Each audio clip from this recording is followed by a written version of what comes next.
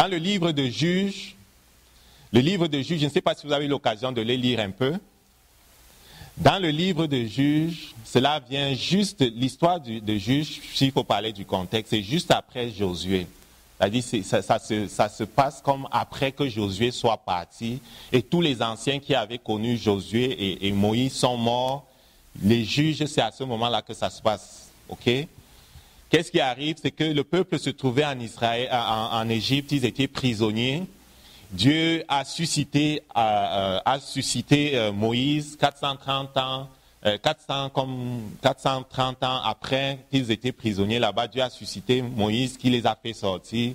Ils ont vu la puissance de Dieu en Égypte, ils ont vu les 10 plaies, ils ont vu la puissance de Dieu ouvrir la mer, ils ont vu la puissance de Dieu leur donner de l'eau lorsqu'ils avaient soif. Ils ont vu la puissance de Dieu descendre sur le mont Horeb ou sur le mont, on appelle encore le mont Sinaï. Ils ont vu la gloire de Dieu. Ils ont vu la puissance de Dieu dans le désert. Pendant 40 ans, ils ont marché, leurs chaussures ne s'usaient pas, leurs vêtements ne s'usaient pas. Dieu leur donnait de la manne, Dieu les nourrissait. De jour, lorsqu'ils marchaient, il y avait une nuée qui les conduisait. De nuit, il y avait une colonne de feu qui ouvrait leur chemin. Ils ont vu toutes ces choses-là, ok? Quand on arrive dans le livre de Juges, Moïse est mort, Josué est mort, tous les anciens qui ont vu ces choses-là sont morts. Et je veux lire dans le livre des Juges à partir du verset 10 de choses au chapitre 2. Au chapitre 2, à partir du verset 10 dans le livre de Juges, on dit « Toute cette génération fut recueillie auprès de ses pères, et il s'éleva après elle une autre génération qui ne connaissait point l'Éternel. » De quelle génération on parle? On parle de la génération de Moïse, de Josué, on parle de la génération de ceux qui avaient connu l'Éternel. Si vous lisez les versets un peu plus haut, on dit, à partir du verset 7 par exemple, « Le peuple servit l'Éternel pendant toute la vie de Josué. » Pendant toute la vie de Josué, pendant toute la vie des anciens qui survécurent à Josué, et qui avaient vu toutes les grandes choses que l'Éternel avait faites en faveur d'Israël. Verset 8, « Josué, fils de Nun, serviteur de l'Éternel, mourut âgé de 110 ans. » Verset 9, « On l'ensevelit dans le territoire qu'il avait eu en partage, Timnath Heres, dans les montagnes d'Éphraïm, au nord de la montagne de Gash. » Verset 10 maintenant, « Toute cette génération fut recueillie, c'est-à-dire... on les a comme ensevelis, fut recueillis auprès de ses pères, et il s'éleva après elle une autre génération qui ne connaissait point l'Éternel. C'est ça la clé, quoi. Ils ne connaissaient point l'Éternel, ces petits-enfants-là qui sont venus, ni ne l'avaient vu, ni ce qu'il avait fait en faveur d'Israël. Verset 11, « Les enfants d'Israël firent alors ce qui déplaît à l'Éternel, et ils servirent les Baals. Ils abandonnaient l'Éternel, le Dieu de leur père, qui les avait fait sortir de l'Égypte, du pays où ils allaient après d'autres dieux, d'entre les dieux des peuples qui les entouraient. Ils se prosternèrent devant eux, ils irritèrent ainsi l'Éternel. Ils abandonnaient l'Éternel et ils servirent Baal et les Astartés.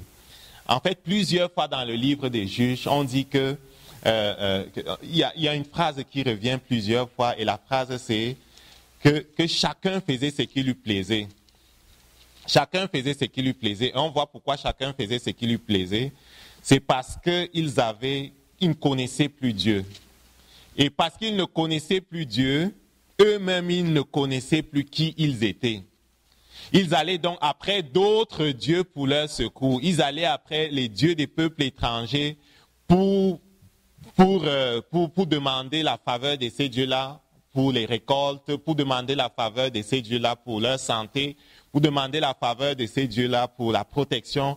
Ils allaient vers d'autres dieux et ils avaient perdu leur identité. Le peuple qui était connu et redouté avant comme le peuple de Dieu, le peuple que Dieu avait sorti avec puissance. Lorsqu'il sortait et qu'il venait, les peuples tremblaient. Parce qu'on avait entendu ce qu'il avait fait en Égypte, les peuples tremblaient parce qu'on savait que leur Dieu est puissant et grand. On avait entendu leur renommée faisait trembler les peuples quand ils venaient. On savait que Dieu combat pour eux.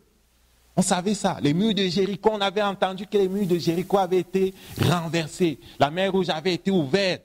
On avait entendu toutes ces choses-là. Et quand vous lisez dans l'Ancien Testament, vous voyez que plus ils avançaient, les peuples tremblaient, ils avaient peur.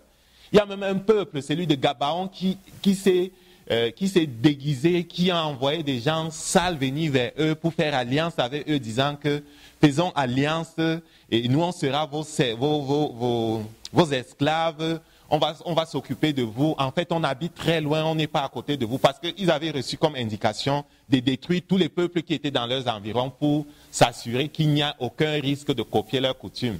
Cela a été dans leurs environs, mais ils sont venus même négocier et dire qu'on n'habite pas dans vos environs, on est très loin, on est venu de loin. Ils ont fait alliance avec eux. Donc ils avaient une renommée qui était vraiment grande, on les craignait. Pourquoi? Parce qu'ils connaissaient, ils avaient des leaders qui connaissaient l'Éternel et qui marchaient selon les voies de l'Éternel. Donc ils connaissaient qui ils étaient. Mais après que ces leaders-là soient partis, le peuple ne connaissait plus qui il était. Ils se sont tournés vers d'autres dieux. Et parce qu'ils ne connaissaient plus qui ils étaient, dans le livre des juges, les Philistins leur marchent dessus et toutes sortes de peuples les dominent. Ok? Donc si tu ne connais pas qui tu es, Satan va marcher sur toi. Amen. Si tu ne sais pas, par exemple, que sa divine puissance t'a donné tout ce qui contribue à la vie et à la piété, au moyen de la connaissance de Jésus, et que cela veut dire tout, cela veut dire que Satan ne peut pas jouer avec tes finances, il ne peut pas jouer avec ta vie sentimentale, il n'a pas le droit de jouer avec tes enfants, il n'a pas le droit de jouer avec tes parents, il n'a pas le droit de jouer là où tu lui as interdit de jouer, c'est qu'il va se jouer de toi, quoi. Est-ce qu'on comprend ça? Mais quand tu sais qui tu es, sur le plan spirituel, tu as aussi une renommée. Tu as une renommée. Dès que tu te lèves le matin, il passe le téléphone. Ah, il s'est réveillé. Il se passe le téléphone. Il s'est réveillé ce matin, il s'est réveillé. C'est vrai, quoi. Dans le deuxième ciel, comme en bas, là, il se passe la nouvelle parce qu'on sait que tu es quelqu'un de dangereux. Quand tu rencontres des gens qui sont attristés, tu parles avec eux pour leur redonner le courage, tu leur redonnes l'espoir. Tu leur dis que Dieu les aime. Quand tu rencontres dans ta famille des gens qui viennent et qui sont fatigués, tu pries avec eux, tu les relèves. Eux, ils s'évertuent à renverser les gens, mais toi, tu t'évertues à relever les gens. Donc, dès que tu te réveilles, ça sonne dans le ciel. Et puis, en plus, tu invoques tout le temps le nom de Jésus. Tu lis au nom de Jésus les choses. Ça les énerve, ça. J'ai lu un livre quand j'étais jeune, c'était « Délivrer de la puissance des ténèbres » de Emmanuel Eni. Je ne sais pas. Okay? Emmanuel Eni, c'est un Nigérian qui était entré dans le satanisme, la sorcellerie. Il était même allé sous la main, il avait fait alliance avec la reine, les esprits qui étaient sous la main dans son pays. Il avait reçu des pouvoirs et toutes sortes de choses. Et il raconte qu'il y a un évangéliste là au Nigeria qui dans sa ville, qui l'énervait particulièrement. Parce que les matins, quand il était même à l'arrêt bus, lui, il était là, il priait toujours, il liait les esprits, donc ça les énervait, ça dérangeait leur travail. Et leur travail, c'était quoi? Leur travail, c'était entrer dans les églises, jeter les sorts sur les gens pour que pendant le culte, ils dorment, envoyer leurs filles qui sont belles pour qu'ils fassent tomber les chrétiens, les pasteurs. Et il y avait des gens qui étaient spécialisés dans ce travail-là. Ils envoyaient les gens dans les églises pour faire tomber les églises, pour faire dormir les gens. Et des belles filles qui étaient de leur truc-là pour faire tomber les hommes de Dieu, quoi. Alors ce chrétien-là, qu'il était à l'arrêt bus, tout le temps, lui, il liait les esprits, il priait. Et chaque fois qu'on envoyait des gens vers lui, on réussissait pas à le détruire. Il raconte une fois qu'il était venu pour le détruire, pour lui lancer des sorts, et il voit qu'il y avait des anges autour de lui. Et celui-là était en train toujours de prier, de lier leurs affaires, ça les énervait. Et quand il a invoqué le sang de Jésus, lui, Emmanuel Eni, je me rappelle même plus, ils étaient dans un taxi à un moment donné, il avait une bague magique, il a tapé ce monsieur-là avec, le monsieur-là a dit, le sang de Jésus, lui, il a été comme expulsé du taxi, jeté loin, il était incapable de le tuer. Ce gars-là, il connaissait qui il était, il faisait simplement ce qu'il avait à faire en tant que chrétien. il louait Dieu et il encourageait les gens. Et comme Jésus-Christ, partout où il trouvait des choses qui n'étaient pas conformes au royaume, il les détruisait, quoi. Jésus-Christ est venu dans ce monde pour détruire les œuvres du diable. Et il nous a donné le même ministère. On fait le ministère de Jésus-Christ. On est dans ce monde pour détruire les œuvres du diable et pour établir le règne de Dieu. Et il est en nous. Il nous a donné son esprit. Et c'est ce qu'on fait, quoi. On n'est pas là pour simplement construire des maisons, acheter des voitures. On est vraiment là pour établir le règne de Dieu. Si construire des maisons et acheter des voitures fait partie de ça, ben on le fait, quoi. On ne le fait pas simplement sur un coup de tête, on le fait parce que Dieu nous dit de le faire.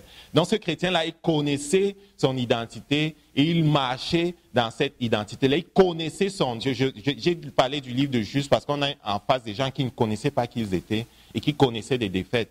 Si tu ne connais pas qui tu es, tu vas connaître des défaites. Si tu ne connais pas que tu as droit à la paix dans ton couple, quand il va venir jouer avec qui va venir mettre le trouble dans ton couple, tu vas laisser faire, quoi. Tu vas même participer. Tu vas faire la grosse bouche lorsque le Saint-Esprit va te dire pardonne. Hein? Une façon de bloquer la route à Satan, c'est d'être des gens qui pardonnent facilement. C'est être des gens qui n'ignoreront pas, comme Paul dit, ses desseins. Mais si tu te conduis de façon naturelle, comme quelqu'un qui ignore ses desseins, Dieu a un plan pour ta vie. Satan a un plan pour ta vie, c'est opposé. Dieu veut te prospérer, t'amener dans la gloire. Satan veut te détruire. OK? Et il veut à tout prix que tu ignores qui tu es. Il veut surtout que tu ignores qu'en Jésus, tu as autorité sur lui. Qu'en Jésus, quand tu es vraiment en Jésus, il ne peut rien te faire, quoi. Il peut faire des choses pendant un temps, mais Dieu dit, soumettez-vous à Dieu, résistez au diable, il va fuir loin de vous. Et il veut te faire ignorer ça. Et les enfants de Dieu du livre de Juges avaient fini par ignorer qui ils étaient. C'est facile d'ignorer qui tu es. Si tu ignores qui Dieu est, tu vas finir par oublier qui tu es. Parce que notre identité, c'est en Dieu. OK? Ils ne savaient pas qui ils étaient. Est-ce que toi, tu sais qui tu es? Est-ce que tu sais qui tu es et est-ce que tu agis en conséquence?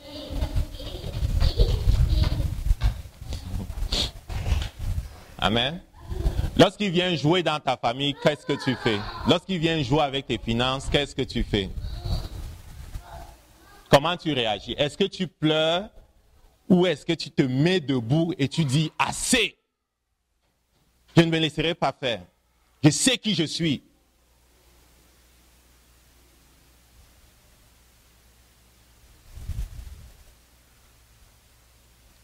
Est-ce que tu te vois comme les autres, soumis aux aléas de la nature, du temps, de l'économie, ou est-ce que tu te vois comme étant avec Jésus, assis dans les lieux très hauts, selon ce que le livre dit, qui nous a fait asseoir avec lui, Éphésiens 2:6, je crois, dans les lieux très hauts.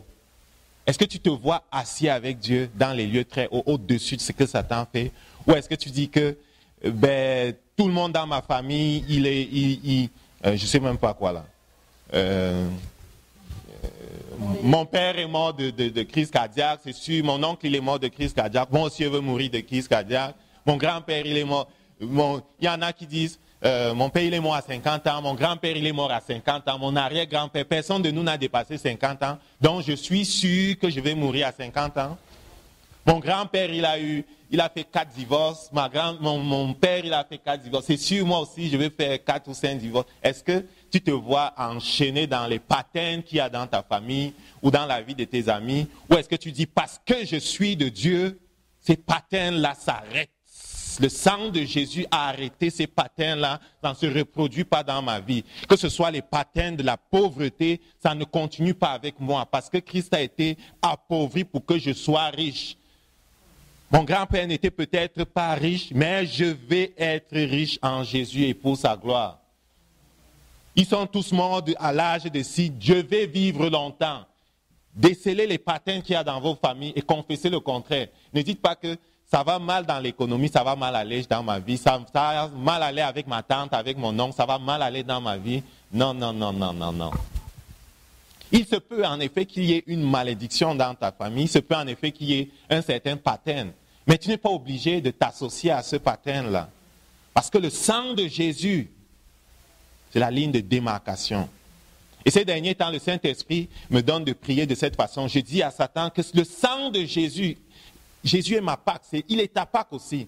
Et le sang de Jésus nous a couverts de la même façon que le sang était mis sur les linteaux des portes et que le destructeur qui était passé en Égypte n'avait pas le droit d'entrer dans les maisons où il y avait ce sang sur les linteaux, là, parce que cela couvrait le peuple. Et le destructeur devait passer. De la même façon, je dis à Satan, ce sang-là couvre ma maison. Tu n'as pas le droit ni de toucher à mes finances, ni à ma santé, ni à la santé de mes enfants. Et c'est la ligne de démarcation entre toi et nous. Et je dis que c'est un décret. Tout démon qui va violer ça s'expose à la colère de Dieu. Je décrète ça comme ça. On a ce droit-là.